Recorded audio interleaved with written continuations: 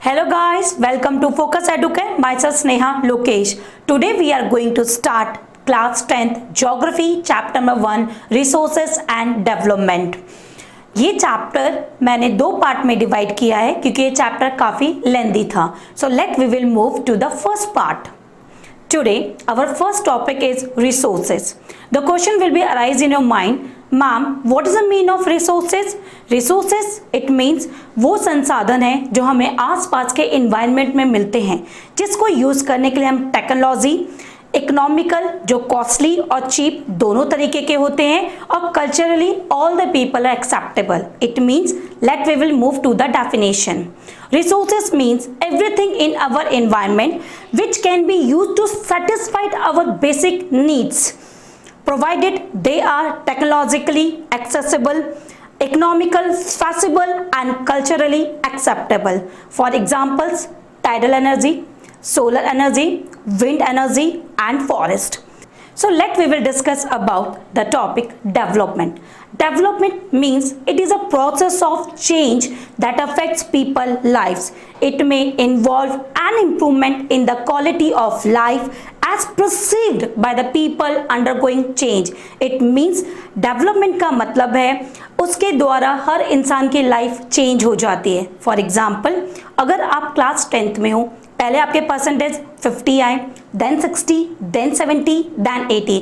It means day by day आप development करो. Same manner by the Narendra Modi, Abdul Kalam, Atal Bihari Vajpayee, उन्होंने हमारे देश को जिस तरीके से डेवलपमेंट के प्रोसीजर पे या पाथ पे लेकर आए हैं, that is called development. For example, quality of the life of population, GDP gross domestic product, GNP gross national product, HDI human development index and last example है literacy rate etcetera. Basically resources origination या originated पर dependent होते हैं. Resources on the basis of origin दो parts में divided है. First one is biotic, it means living things. Second one is abiotic, non-living things. So we will discuss about biotic resources. Biotic resources that are renewable may be temporarily damaged but means be renewed again by a natural process and proper management. Biotic resources वो होते हैं जो living things, जो जिंदा होते हैं, जिनके अंदर जान होती है. अगर वो एक बार खत्म हो गए तो दोबारा हम उन्हें जिंदा नहीं कर सकते. It means resources obtained from biosphere and have own life. Biosphere it means lithosphere, atmosphere and hydrosphere. जहाँ पे ये तीनों चीजें आके मिलती हैं, that's called biosphere. Biosphere it means totally living things. For example, flora, fauna, wind, water, humans and forest. These all are the examples of biotic or living things. Next हमारा topic है abiotic non-living things. These resources can never be renewed or replenished. It means they are composed of non-living things. ये कभी भी दोबारा जिंदा नहीं हो सकते. एक बार इनका अंत हो गया तो करोड़ों और लाखों ईयर्स लगेंगे इसको दोबारा ओरिजिनेटेड होने के लिए या बनने के लिए. That's called abiotic or non-living things. For examples, rocks, minerals, wood, table, coal, petroleum, etc. Now we will discuss about resources on the basis of exhaustibility. Exhaustibility पे हम इसको दो पार्ट्स में डिवाइड करते हैं, renewable resources and non-renewable resources. So first we will discuss about renewable resources. Renewable resources it means whose quantity is not reduced due to use and which can be rapidly used without fear of exhaustion are termed as renewable resources. इसका मतलब हम जितना चाहें, जितनी मात्रा में चाहें उसको यूज कर सकते हैं, वो कभी खत्म नहीं हो सकती. They can be renewed or reproduced by physical, chemical और मैकेनिकल प्रोसेस. इसको बार बार हम जनरेट कर सकते हैं, रिप्रोड्यूस कर सकते हैं, रेन्यू कर सकते हैं by the procedure of physical, chemical और mechanical process. These resources this resources stock is continuous and are being used since time immemorial. हम इसे सदियों से, अपने पूर्वजों के टाइम से इसको यूज करते हुए आ रहे हैं, आज भी यूज कर रहे हैं और हमारी जनरेशन भी इसको यूज करेगी क्योंकि ये कभी खत्म नहीं हो सकते. For examples solar energy, wind energy, tidal energy, forest and water. Now we will discuss about non-renewable resources. Substances whose stock gets reduced and are gradually exhausted with use are termed as non-renewable resources. They are exhaustible resources. It means ये वो resources हैं जो कभी भी किसी भी time पे खत्म हो सकते हैं. हमने इसे इतनी मात्रा में यूज कर लिया है कि वो रिसोर्सेस भी खत्म होने की कगार पे आ गए हैं. They can not be increase or remain. Their quantity is more or less fixed because they take millions of years in their formation. They may exhaust on excessive use. इतनी मात्रा में लोगों ने सेल्फिश, अपनी नीड्स, अपने Dzire के कारण इतनी मात्रा में यूज किया है कि इसको टोटली डिस्ट्रॉय या टोटली खत्म करने की कगार पे ले आए हैं. For example coal, fossil fuels, minerals, petrol. हम इसे डे बाय डे इतना यूज कर रहे हैं कि एक ना एक दिन ये खत्म हो जाएगा और हमारे पास ये रिसोर्सेज अवेलेबल नहीं रहेंगे और हमें मिलियंस ईयर्स इन रिसोर्सेज का वेट करना पड़ेगा. So now we will discuss about resources on the basis of development. First है potential. Potential resources, it means resources which are found in a region which have potential to satisfy human needs but their utilization has not been started because technology is expensive. It means resources हमारे पास available हैं, ये हमारी basic needs और हमारी satisfaction को fulfill भी कर सकते हैं but हमारे पास वो टेक्नोलॉजी, वो मेथड, वो यूनिक वेपन्स या यूनिक टेक्नोलॉजी अवेलेबल नहीं है जिसके द्वारा हम इसका यूटिलाइजेशन या इस रिसोर्सेज को यूज कर सकें. For example Gujarat and Rajasthan have potential for solar energy and wind energy but it's very costly. Gujarat और राजस्थान में सोलर और विंड एनर्जी बहुत अवेलेबल है बट इन रिसोर्सेज को हम नहीं यूज कर सकते होते हुए भी. क्यों? क्योंकि ये इतने ज्यादा कॉस्टली है कि इस टाइम पे हमारी गवर्नमेंट या इंडिया इस टेक्नोलॉजी को अफोर्ड नहीं कर सकती है. Next, develop resources. Resources which are surveyed arid and their quality and quantity has been determined for utilization. They are currently used by humans. It means develop resources वो resources होते हैं जिसको हमने सर्वे कर लिया है, जिसकी हमें क्वालिटी भी पता है, क्वांटिटी भी पता है और हमें ये भी पता है ये किस जगह पे हमें कितनी मात्रा में ज्यादा मिलेगा या कम मिलेगा और हम इसे यूज भी कर रहे हैं. For example coal and wood. Now stock resources. Resources which have the potential to satisfy human needs but they do not have appropriate technology to access them. It means ये resources हमारे पास available है, हमारी satisfaction human needs को, desire को satisfy कर सकते हैं but हमारे पास वो technology available नहीं है कि हम अपनी basic needs को इसके द्वारा satisfy कर सकें. For example O2 and H2. It means oxygen and hydrogen. But आज हमारे पास ऐसी कोई टेक्नोलॉजी अवेलेबल नहीं है जिसके द्वारा हम इन दो एलिमेंट्स को अलग अलग कर सकें. Now reserve resources. It means resources which can be put into with the help of technical know-how but their use has not been started. It means resources which can be utilized with the help of existing technology but we are kept for future requirement. It means ये वो resources हैं जो हम जानते हैं हमारे पास available हैं, हमने इसे अपने पास संभाल के रखा हुआ है but हम वेट कर रहे हैं कि फ्यूचर में आने वाले जनरेशन और आने वाले टाइम पे हमें इसकी रिक्वायरमेंट्स कब होती है. For example army weapons. हमें पता है कभी ना कभी वॉर होगा तो वेपन्स हम एक साथ यूज नहीं कर लेते हैं, उनको हम सेव करके रखते हैं, उनको हम प्रोटेक्ट करके रखते हैं by the technology method and afterwards in a future we will require on that time the army और the defence people using this weapons. Next example diesel, petrol etcetera. ये जो चीजें हैं वो मार्केट में या वर्ल्ड में हर जगह अवेलेबल है। क्या आपको लगता है कि सारा पेट्रोल डीजल हम एक साथ यूज कर लेते हैं? नहीं, इसको भी डिफेंस प्रोटेक्ट करके रखता है या अपने स्टॉक में रखता है। जब वेपन्स या जब भी जरूरत पड़ती है वॉर में, तब ये इकट्ठा स्टॉक किया हुआ पेट्रोल डीजल साथ में निकालता है ताकि वॉर में इन चीजों से वो वॉर जीत सके। Now we will discuss about the resources on the basis of ownership. So we will discuss first individual. Individual, it means resources which are owned privately by an individual. ये आपके खुद के हैं, जो आपके पूर्वजों ने दिए, जो आपके पेरेंट्स ने दिए। इसे आपसे कोई नहीं छीन सकता।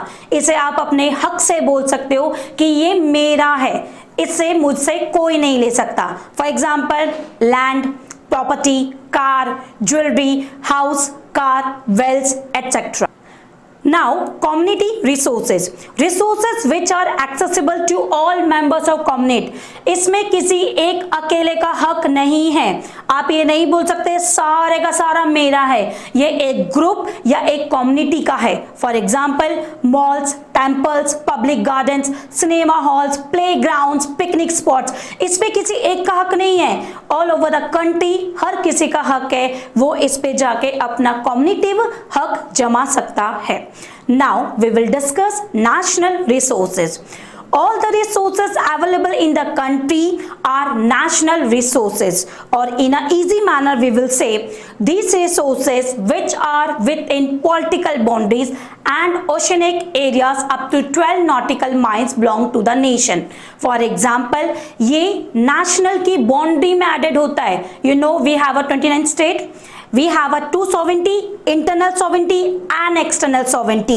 तो national means जो हमारा पूरा external sovereignty यानी कि हमारे पूरे कंट्री के अंदर जो रिसोर्सेज अवेलेबल हैं जिस पे हमारी कंट्री और हमारे इंडिया का हक है। For example Indian trains, lakes, road, forest, wild life sanctuary, land division, political boundary, इस सब पे नेशन का, इंडिया का हक है। Now, international resources which are regulated by international organization. These resources does not belong to any one individual country. It means all over the world का उस पे सबका हक है। कोई ये नहीं बोल सकता ये इंडिया का है, ये पाकिस्तान का है या फिर ये यूके का है। नो, उस पे हर कंट्री अपना हक जमा सकती है। For example moon, ocean, sun and Mars. अब इंडिया कल को ये तो नहीं कहेगा कि मून तो मुझे यहां से दिखता है, इस पे मेरा हक है। नहीं, all over the world they will say moon पे सबका हक है। Now we will discuss about development of resources. जब हम डेवलपमेंट ऑफ रिसोर्सेज की बात करते हैं तो सबसे पहले हम बात करते हैं sustainable development. It means development should take place without damaging the environment and development in the present should not compromise with the needs of the future generation. Sustainable development it means आपको जितनी मात्रा में use करना आप use करो, आपको कोई मना नहीं करेगा, बट अपनी लिमिटेशन को क्रॉस करके यूज नहीं करना है। आपको आज की जनरेशन को देख के यूज करना है, साथ ही साथ आपको अपनी आने वाली फ्यूचर जनरेशन के लिए भी संभाल के रखना है। फॉर एग्जाम्पल प्रॉपर्टी, जैसे कि आपके फॉरफादर्स ने आपके पेरेंट्स के लिए प्रॉपर्टी संभाल के रखी, वैसे ही आपको अपनी आने वाले जनरेशन के लिए कुछ प्रॉपर्टी तो संभाल के रखनी पड़ेगी। फॉर एग्जाम्पल फॉरेस्ट है, अब फॉरेस्ट को हम अंधाधुंध कट ऑफ कर दें, एक दिन ऐसा आएगा कि हमें बच्चों को यह दिखाना पड़ेगा, look at here, this is a tree, fine, this is a water. No, it's not like that. हमें अपनी फ्यूचर जनरेशन को कुछ तो रिप्रेजेंट करना है। जैसे कि आज हम बच्चों के सामने डायनासोर, दैन डोडो की पिक्चर दिखा के बोलते हैं, look this is a dinosaur, this is a dodo. So it means sustainable development, we will use it but we will save for the future generation also. इसी के रिगार्डिंग कुछ major problems भी हैं and needs for sustainable development. So let we will discuss about first the major problems of sustainable development.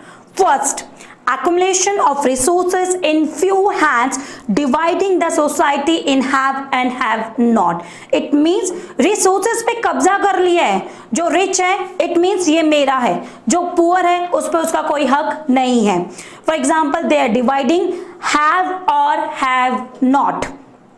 Second, indiscriminate use of resources leading to global warming, ozone layer depletion and environment pollution, land degradation.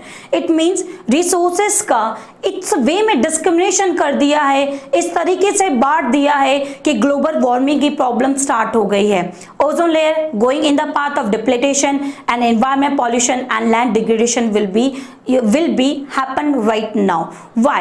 Because हम इतना ज़्यादा use कर रहे हैं कि pollution, land disaster, land pollution will be spread all over the country. Now, third point, resources planning needed for sustainable existence of all forms of life. हमारे लिए बहुत ज़्यादा ज़रूरी है. अगर हमें फ्यूचर जनरेशन के बारे में कुछ सोचना है या कुछ छोड़ कर जाना है तो हमें रिसोर्सेज का प्लानिंग करना पड़ेगा कि इस टाइम पे हम इतने ही रिसोर्सेज यूज करेंगे. For example 2021 to 2025 this much, 2025 to 2030 this much. So end of the time हम अपनी फ्यूचर जनरेशन के लिए कुछ ना कुछ तो छोड़कर जा पाएंगे. हमारा नेक्स्ट फोर्थ पॉइंट है sustainable economic development is development that should take place without damaging the environment. हमें इकोनॉमिकली इस वे में यूज करना है या डेवलपमेंट करना है जिससे हमारे एनवायरनमेंट, सराउंडिंग, प्लेस, एरिया का कोई भी डैमेजिंग ना हो. नेक्स्ट पॉइंट है the first international earth summit held in Rio de Janeiro in 1992 attended by 100 countries. environment pollution, land degradation, layer depletion and ozone layer and warming, इन सब की वजह से all over the world they are facing the problem of pollution. Pollution का solution उन्होंने ये निकाला कि first international अर्थ में वो रियो डे जेनेरियो इन 1992 में अटेंडेंट हुए 100 कंट्रीज के साथ, जहां पे उन्होंने सॉल्यूशंस निकाला कि हम अपने वर्ल्ड को पॉल्यूशन फ्री कैसे रख सकते हैं. Next, adopted Agenda 21 to achieve global sustainable development and to combat poverty disease from the world. It means poverty है, unemployment है, जो disease spread हो रही है by the help of the pollution, उन सब को खत्म करने के लिए उन्होंने एजेंडा बनाया ताकि हम ग्लोबल या ऑल ओवर द वर्ल्ड को सेव कर सके, प्रोटेक्ट कर सके और एक ग्रीन इन्वायरमेंट दे सकें. अब हम आगे पढ़ेंगे रिसोर्सेज प्लानिंग की हमें जरूरत क्या है. It means need for resources planning, why we need it, why, let we will discuss. First point है there are regions which are rich in certain resources and deficient in some other resources. For example Jharkhand, Chhattisgarh, उसमें coal mines की पूरी hub है, हम जितना चाहे उतना use कर सकते हैं. दूसरी तरफ डेफिशिएंट, इट मींस कच्छ को ले लो जहां पे सिर्फ नमक ही नमक है, वहां पे कोई रिसोर्सेज ज्यादा अवेलेबल नमक के अलावा नहीं है. तो इस पॉइंट से आपने देखा rich in certain resources in one particular area, same माना deficient in one particular area. Arunachal Pradesh has abundance of water but lacking of infrastructure development. Arunachal Pradesh में पानी ही पानी है बिकॉज रिवर्स वहीं से स्टार्ट होती है, बट फिर भी वहां पे प्रॉपर इंफ्रास्ट्रक्चर अवेलेबल आज भी नहीं है जिससे हम पानी को सेव कर सकें या उसे स्टॉक करके रख पाएं. नेक्स्ट है Rajasthan. Rajasthan has abundance of solar and wind energy but lacks on water resources. It means वहां पे सोलर एनर्जी अवेलेबल है, विंड एनर्जी अवेलेबल है, बट जो बेसिक नीड्स है इंसान को जीने के लिए, रोटी कपड़ा मकान, उसके साथ पीने के लिए पानी चाहिए, वही उसके पास नहीं है. So what is the mean of solar energy and wind energy? Actually they needed water. तो इन 3 पॉइंट से आपने देखा कि हमें क्यों जरूरत है प्रॉपर प्लानिंग की. This was all about the first part. Second part देखने के लिए आप ऊपर वाले लिंक पे क्लिक कीजिए.